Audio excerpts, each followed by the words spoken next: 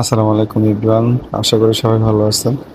তো আজকে যে ফোনটা আমার হাতে দেখতে পাচ্ছেন এটা হলো স্যামসাং নোট 10 প্লাস।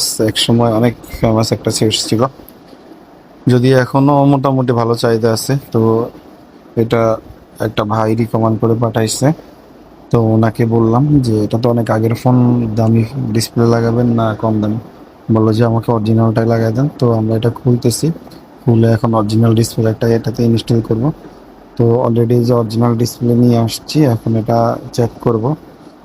তো আপনারা যারা দেখছেন বা দেখবেন ভিডিও, যাদের মোবাইলে সমস্যা বা এরকম সমস্যা আছে বা ডিসপ্লে ইস্যু, যে কোনো ইস্যু, চাইলে আপনারা আমাদের কাছ থেকে এগুলা সলভ করে নিতে পারেন। সেক্ষেত্রে আপনারা আমাদের সাথে যোগাযোগ করুন।